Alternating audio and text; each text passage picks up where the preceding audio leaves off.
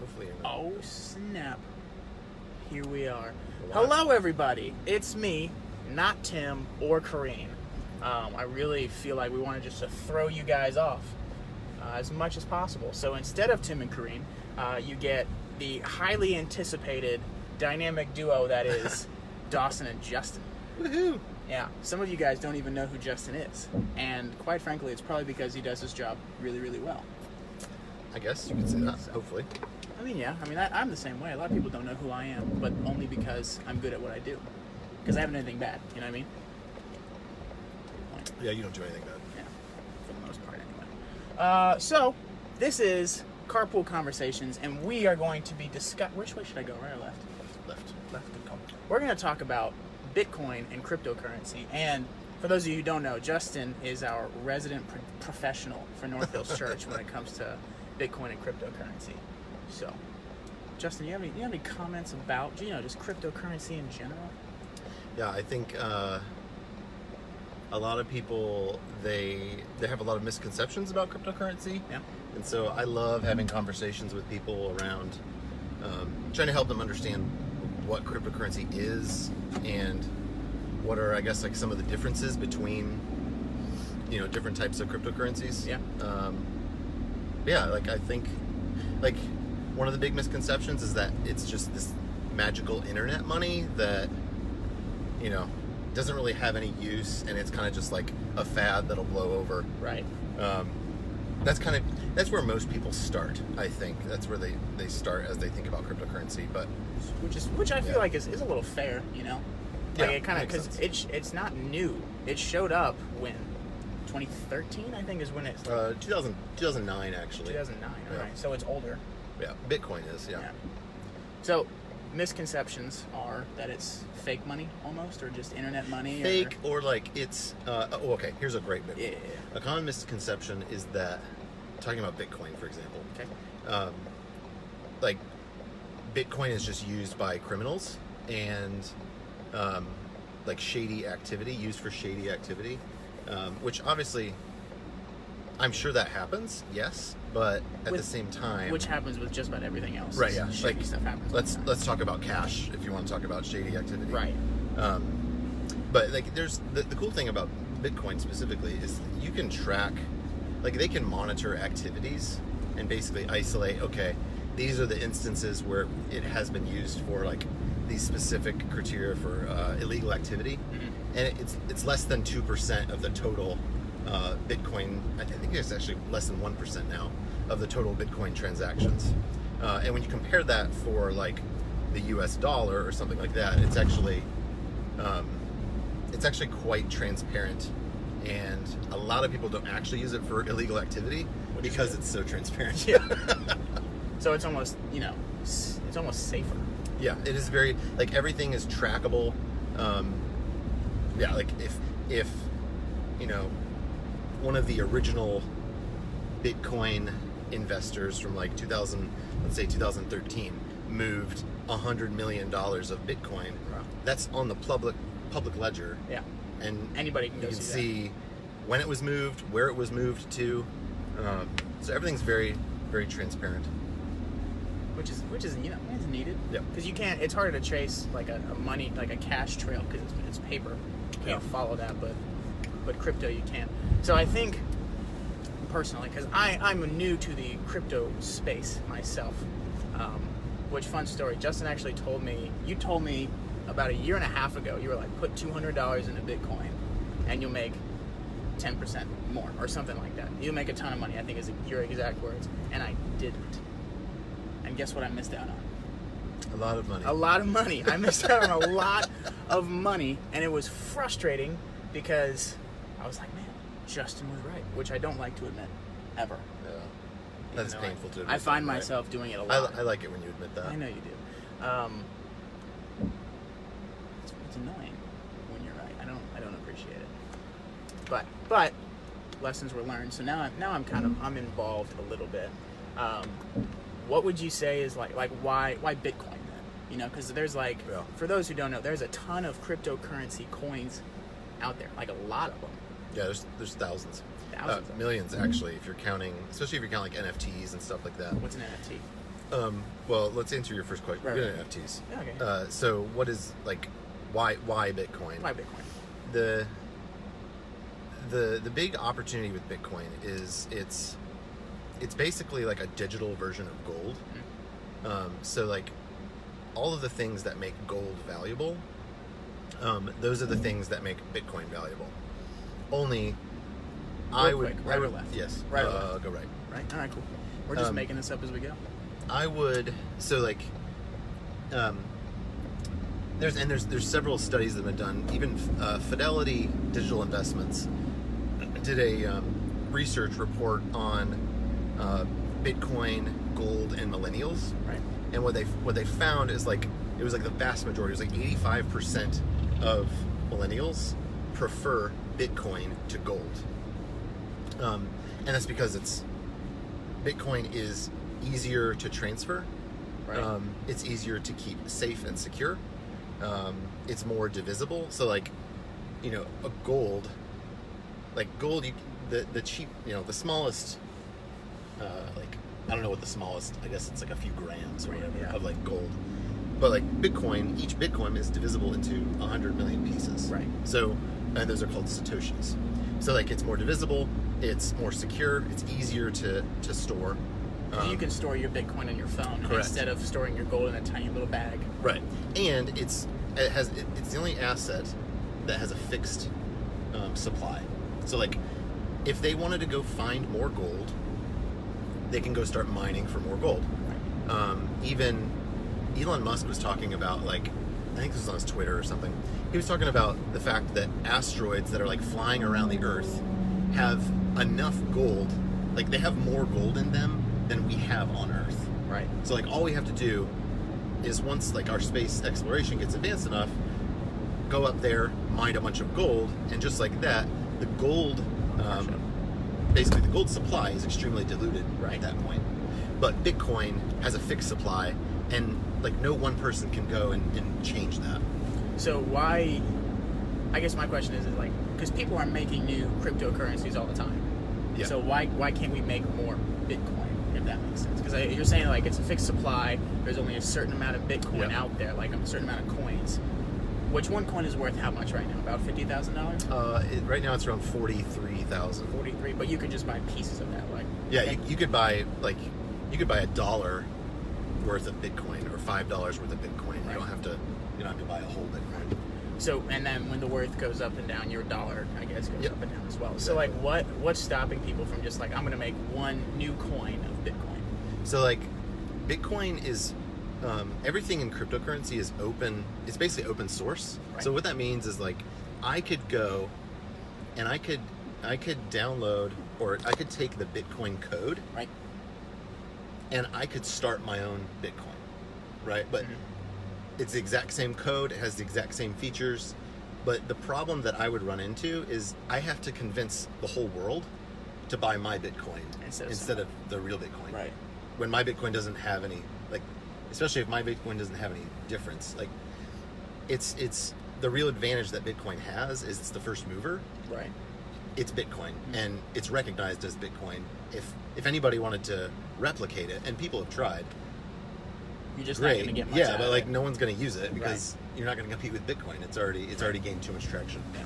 So, you can create more, but you're going to get the person who's like, I made another Bitcoin. They're like, no, you didn't. Right, it wouldn't be Bitcoin at that Right. point. In order to actually increase the supply of Bitcoin, you would have to get more than 51% of what are called the node operators to actually agree to a change. And what would happen would be like a fork would happen. Right. It's called a fork. And then they would make that change to the increased supply. The big two problems with that are, one, you can't get 51% of the world to agree on anything. And we're talking about like hundreds of thousands of nodes. Right. So 51%, it'd be like essentially saying, yeah, I'm gonna control 51% of the internet. Right. So it's possible to get more, just it won't. Yeah. It won't. The other problem is like, if they increase the supply, that would actually be detrimental to the node operators. Like, they don't want to increase the supply. Right, because it's less money. Yeah, you want something that's extremely scarce. That makes sense.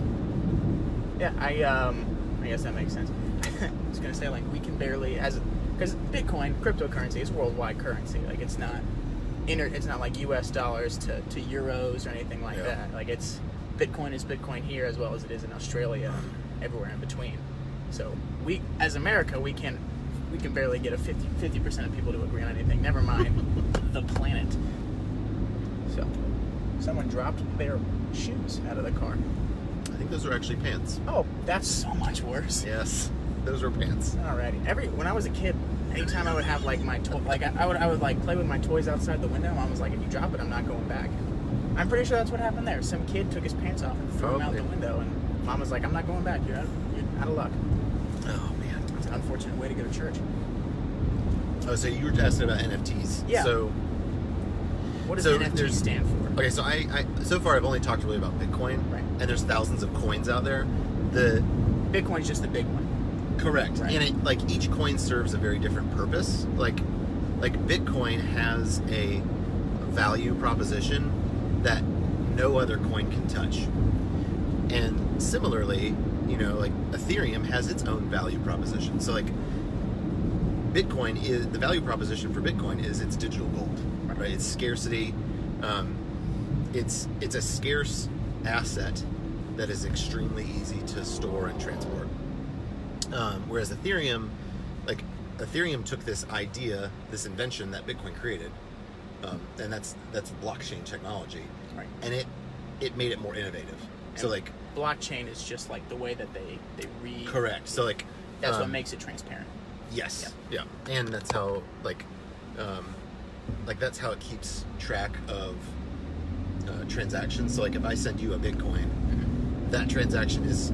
Could you send me one? I don't want to buy it. I just want one. This use case where it's digital scarcity, it's gold. Companies are buying it because they want it as a store of value against inflation. Right. There's plenty of like store of value use cases for it. NFTs are very different. So like NFT stands for non-fungible token, and in the world of NFTs, there's not like there are millions of NFTs, but each NFT, think of it as like its own coin. Okay. So like a lot of times right now what you're seeing NFTs pop up as, they're like NBA Top Shots, where there's a clip of like LeBron dunking, right, and someone's paying like $100 million for it or something crazy, like not 100 million, but yeah, like $1 million. Like they've actually gone for $1 million. So which initially it's like, that sounds stupid, like that's the craziest thing I've ever heard. Why would I pay for a video? Yeah. Well, you have to think about it. NFTs are just a digital version of like trading baseball cards, right, basketball cards, right, Pokemon cards, all that stuff. So NFTs have proven out digital scarcity in a way that's very different from Bitcoin. So like for example, the real use case for NFTs isn't just, oh, I have this picture of a CryptoPunk that like you can download on your phone or to your computer. Anybody can download it, but you actually own the one copy. Yeah. So the real case for NFTs comes up when we start applying that to our mortgages, like our the deeds for our home, your car title. So basically, NFTs, the first use case right now is like this silly stuff like Top Shots, and that stuff is legitimate and it's NFTs and it is digitally scarce, but in another like 15-20 years your home deed will be an NFT. Right. Your car title, if we still have cars in 15 years. What else? We're just gonna learn how to fly. Well, they might have like, you don't actually own the car, like you'll just a pod will come pick you up. But the main thing is like any sort of like contract, or what we have right now, the analog version is you actually have a deed for your home. It is a physical piece of paper, right, that says the address, it says who owns it, all this other whatever gobbledygook information. Naturally. Well, physical paper, that is an archaic way of doing things. NFTs are the digital version of that. Gotcha. So like, an NFT is basically like if I had a Tom Brady rookie card and it's worth $7,000, just a random number. Yeah. I can only get $7,000 cash because I have that paper card. We're gonna stop in at Cookout because I'm hungry. Want some food? Maybe. I don't want anything, but you can eat We'll something. see. I don't think there's any awnings, so we might fit. But like I was saying, like I can only give it, sell it through eBay or with cash or something like that. If there was like a Tom Brady NFT, anybody worldwide could buy portions of it, or they'd have to buy the whole thing. They can buy. Well, they do have like pools of people that basically all contribute money. Right. And they'll buy like one NFT. So you'll own like 1/10 of one NFT. It's like crowdfunding. Right. But like, for example, Disney, I guarantee you they're going to do this eventually. They haven't done anything. I don't think they've talked about it yet. But like Mandalorian, they could come out with an NFT collection set for Mandalorian. And it's, there's only like 5 extremely rare, whatever you want to say, like Mandalorians. Yeah. Or like one Baby Yoda. I would absolutely buy one Baby Yoda. Right, exactly. And like, yeah, it's just a picture of Baby Yoda, Yeah. but it's digital scarcity. It's collectible. It's the same thing as owning a Pokemon card or a baseball card. And that's exactly like companies like Disney and stuff like that. Like as these NFTs become more popular, they're gonna start doing stuff like that because it's an extra way to get revenue. They're minting these rare collectibles for whatever. Marvel could do it too. Yeah. I mean, basically anything popular, they could easily like create a whole stream of revenue for their company. Just by creating these NFT collectibles. It's pretty crazy. Which business-wise, I feel like it's cheaper to create an NFT than it would be to print out a certain amount of cards and like laminate. Right, yeah. It's much more scalable. Yeah. Which is smarter for a business. So you use the term asset for a Bitcoin. For Bitcoin, yeah. Is that similar, or would you consider an NFT an asset, or would that Yes, be... yeah. So like, and the difference here, like there's a difference between an asset and a currency. Right. Because I think when you say cryptocurrency, people think, well, this is a currency, like it's the same as the U.S. dollar, subject to inflation, not worth as much now as it would have been 5 years ago, whatever it is. But like, you're saying it's more of an asset than it is a currency. Yes. So like, for example, most people when they first hear about Bitcoin, they think it's just like a digital. They just think it's like an alternative to the dollar. It's just a currency that one day they think, okay, if Bitcoin is going to succeed one day, it'll be because it replaces the dollar. Bitcoin is never going to replace the dollar. Right. That's not what makes it valuable. It's not actually a good substitute for the dollar, like from like a transaction speed and all that stuff. Right. But what it is think of it like land. Like it's like digital land. Right. So like, I was listening to a podcast a few weeks ago with Kevin O'Leary. He's the guy from like Shark Tank. Smart guy. But he's like I think he's worth like over $700 million or something like that. He's 7 Bitcoins. He's got a lot of he's got a lot of Bitcoin. But anyway, he came out and he was saying he is connected to tons of corporations, like companies like Tesla, large companies, Tesla, Microsoft, Apple, all these companies. And he's saying, okay, there is a demand for Bitcoin. These companies will own Bitcoin. Right. Some of them already do. Right. But he said what's different now is 3 years ago, those companies, they just viewed Bitcoin as like a currency, a tradable currency, which that's not really valuable to the company. But he said what has changed in their minds over the last 2 years is that now they actually view it as an asset, which is very different than similar to just owning a currency. A building or Exactly. land.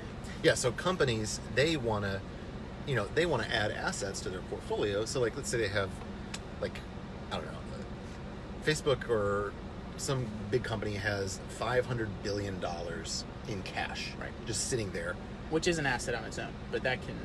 Yeah, it'll be categorized differently. I'm not an accountant, but I took accounting 1. Oh, there you go. And failed it twice. It's a different type of asset. What I'm taken describing. 3 accounting classes technically. It was the same class. I just took it 3 times. 3 times. So, but I know. That's funny. The big thing though is that these companies, they view it basically as an asset, like land, or like a building that they can buy, and the value goes up over time. But the nice thing is, like, you can't buy, like, if there's like one plot of land, you can't buy $25 worth of land once a week and just slowly buy it. But that's the cool thing. Yeah. Is like okay, so like poor people, for example, Like myself. like, well, I don't know if you have a home or not, but Right.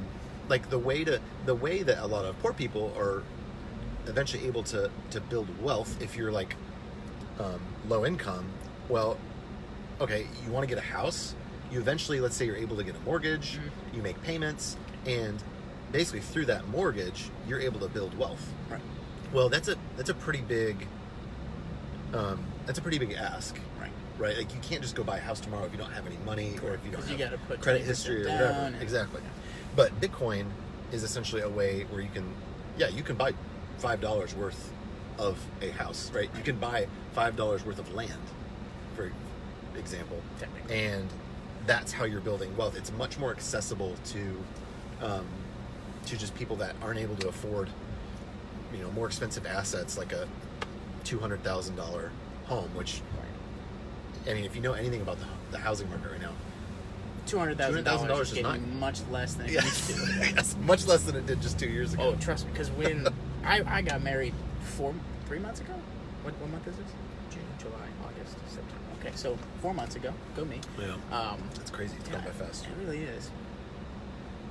They grow up so fast. Being myself. My wife and I, when we were still engaged, we were looking for places to live, and it was awful. Like we were like, what if we went and just like bought a house, and then we went and looked at a 2-bedroom, 1-bathroom, and it was $150,000. I was like, absolutely not. It's crazy. But yeah, that was kind of a long way around. But basically, Bitcoin is so much more than just a digital coin that you can't see or feel or touch. Which you can't, but it does more for you as an individual. But it's digital gold, it's digital real estate. It's actually it's actual property. Yeah. So what was I guess, because I remember being in middle and high school and people would make jokes about Bitcoin. Yeah. Like, oh, you got a Bitcoin, you weirdo. Like, what was that shift between Bitcoin being basically just like a meme to now it's being an asset used worldwide? Yeah. Education. Yeah. So like, I mean, this doesn't just have to do with Bitcoin. It's pretty much anything. Right. People love to make fun of things that they don't understand. That explains a lot. Like, People made fun of me all the time. I just never understood. Yeah, like usually when you find like a group of people mocking something, we look so white. We do. Oh, it's better now. That's much better. But usually when you find people mocking something, they probably don't understand it. Right. So there's a huge education piece there. Now, back in like 2010, 2012, on the early days of Bitcoin, it was, it was mostly used for, like the Silk Road was really popular, which was like the Silk Road is this dark web, basically marketplace where you could hire like horrible things. Like you could hire hitmen. You could buy and sell drugs on Definitely don't do any of that. Anyway, yeah, Bitcoin, yes. Definitely don't do nothing that. Else. Don't do but it's not available anymore. Basically, the federal government was able to track down the original owner. He's actually still in prison. Sweet. The guy that created the Silk Road. Great. But like, that was where Bitcoin found its first real use case.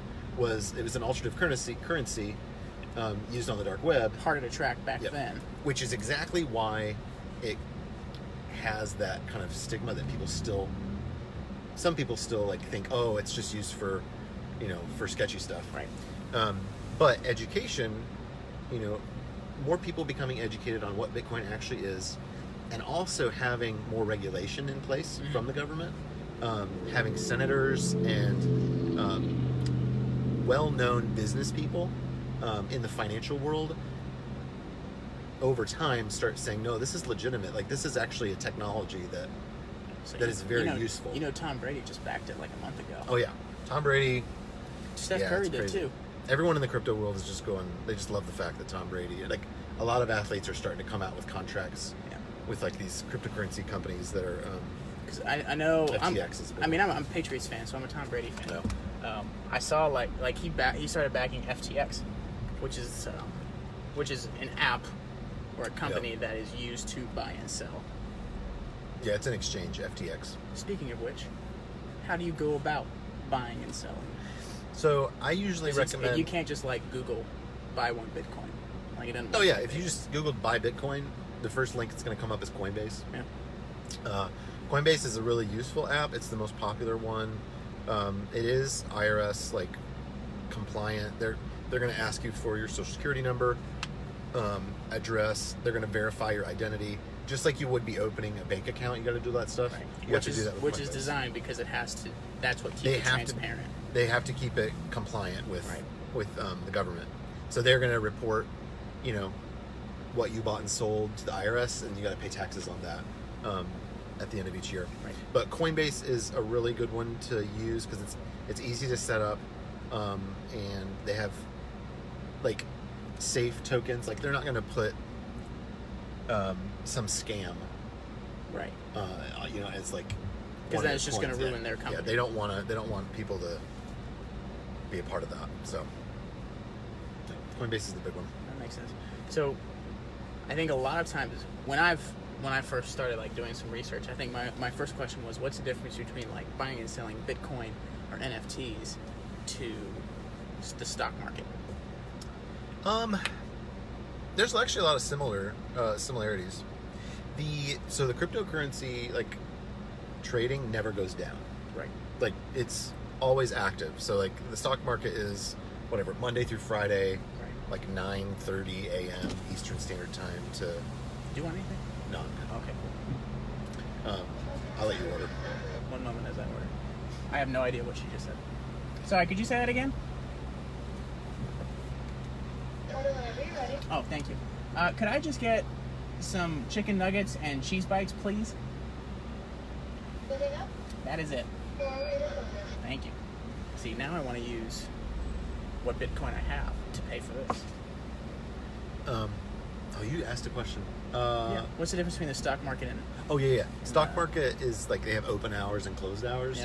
Yeah. And the stock market is much more regulated than the cryptocurrency industry right now. But those regulations are being set in place. Yes. Yeah. So like right now, like you can watch what is that? What is that channel? C-SPAN? Yeah. I have no idea. Like you can watch C-SPAN, it's the government channel or whatever, where you can like listen in on the Senate debates and all that stuff. That sounds super boring. Very exciting. Yeah. But yeah, you can listen in on their stuff, and they're actually trying to figure out how to best regulate cryptocurrency. And Because it's happening.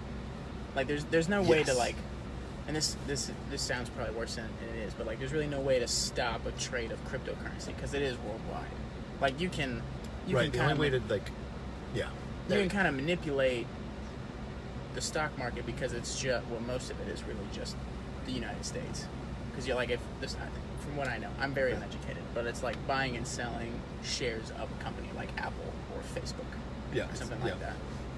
So those regulations, like you're saying, like Bitcoin cryptocurrency is gonna be bigger. Yeah. It just isn't yet because of regulations. And part of it is, so regulations need to happen. Right. So larger companies can easily get access to Bitcoin. So, like right now, private companies and some public companies are buying Bitcoin. But like the regulation there isn't fully developed yet. So like, some companies are going to have certain rules about what assets they can buy, Right. Because of, they need someone to be a custody for them, where they hold the asset for them. Like a company, They'll go buy Apple land. is not like gonna, right now, they're going to go buy some land to build property on there. Right. But they're not right now because of regulations. They're not going to go buy Bitcoin as an asset yet. Yeah, exactly. Yeah, like the CEO of Apple is not going to go spend $500 million on Bitcoin on Coinbase, Right. on the Coinbase app. Right. That's not like there's no way that would fly with their investors, with their board.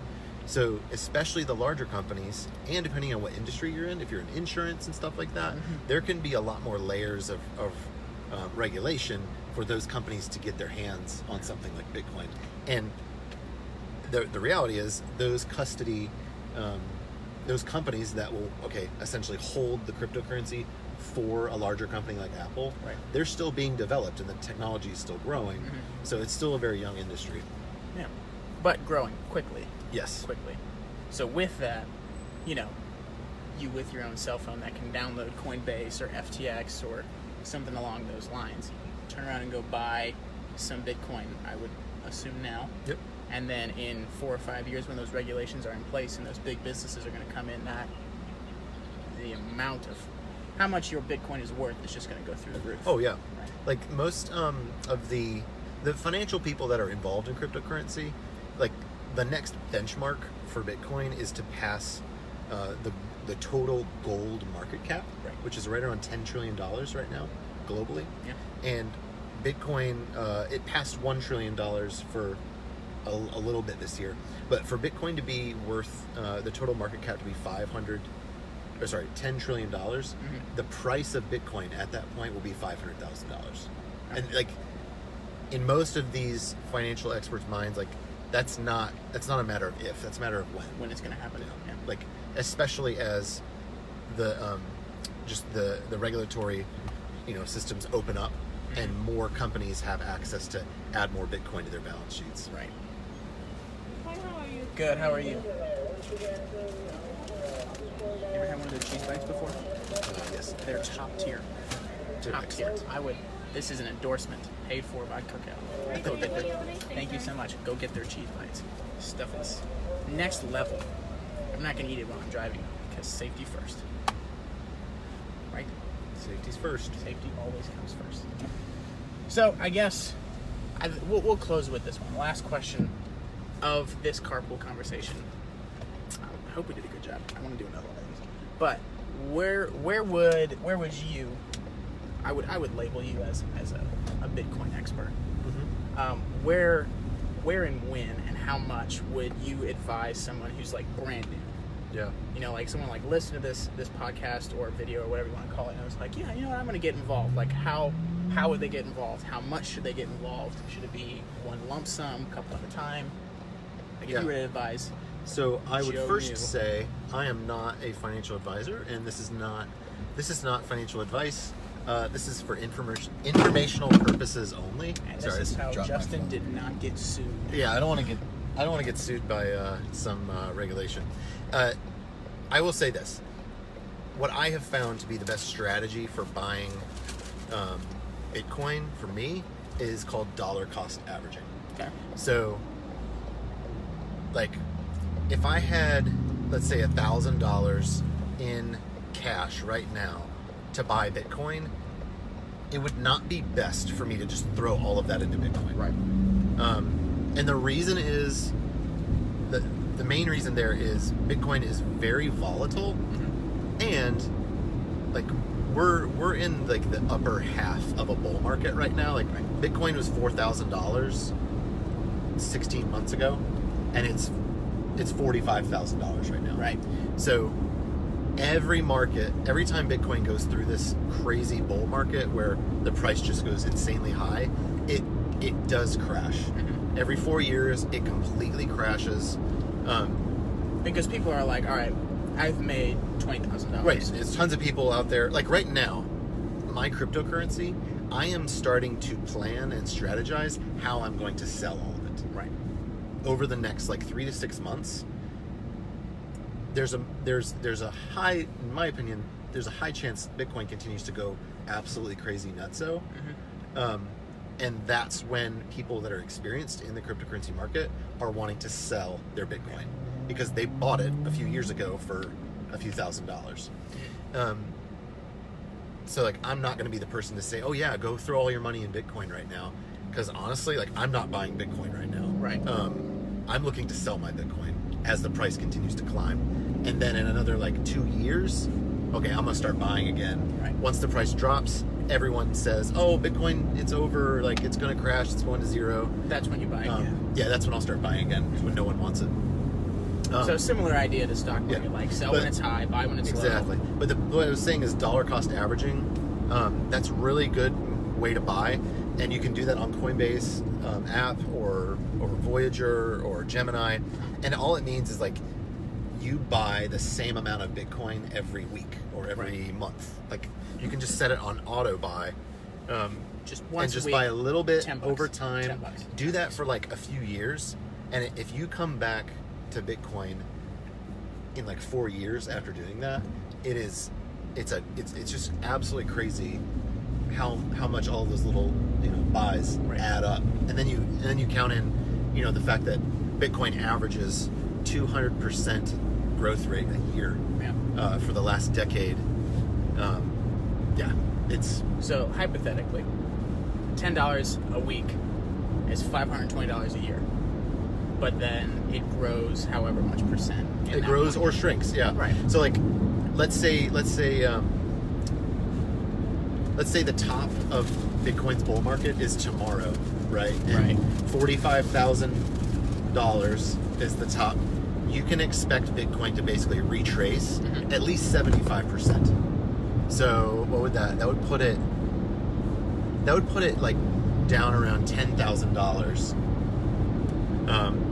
at the bottom of the next bear market. Right. So, and it might take several years to get back up to $45,000. That's why I say like now is not a great time to just go all in on it. Right. But I always tell people, hey, get a little skin in the game.